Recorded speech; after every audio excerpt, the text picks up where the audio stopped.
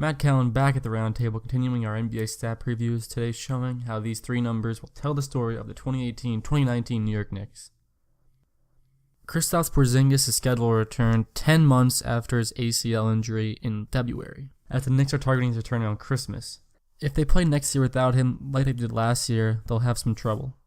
Knicks went 22-26 with Porzingis. That's a 45.8% win percentage and would lead to around 37 wins just over a full season. Compare that to playing without him when they were just 7-27. That's a 20.6% win percentage and just 16.9 wins stretched over a full season. Christmas Day is their 35th game, so let's say he comes back on that 35th game and misses just 34 as projected. If they win just 20.6% of those games, they'll start their season off 7-28. On top of that, you have to imagine KP sits out back-to-backs. Knicks do play the most back-to-backs in the league next year. So you have to imagine they'll be cautious with their franchise centerpiece, and that will add really more games to miss throughout the year.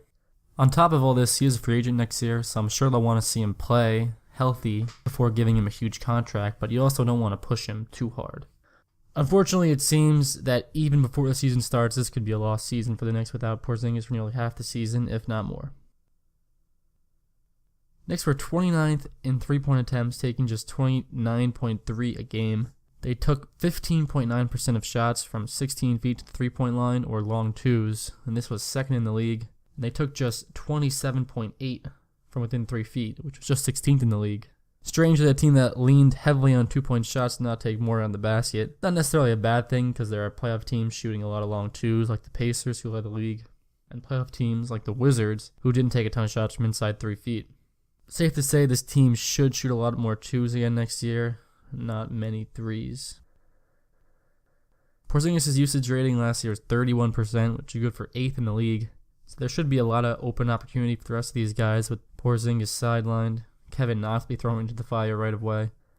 And of course, Tim Hardaway Jr. and Trey Burke as well will get opportunities. Burke did finish 51st in the league in usage last year, so I'm sure he will be heavily involved again this year. Should be tough for this team to win a lot of games without Porzingis for a good chunk of the season, so individual performances should be watched more closely this year. Will Kevin Knox live up to that early hype? Will Ntilikina take a big step forward in his development?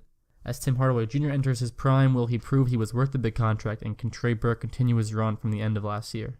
That's going to be it from the roundtable. Leave a like if you enjoyed the video, and if you want more NBA stat preview, be sure to subscribe. There'll be a new video every day in September for all 30 NBA teams. Thank you very much for watching.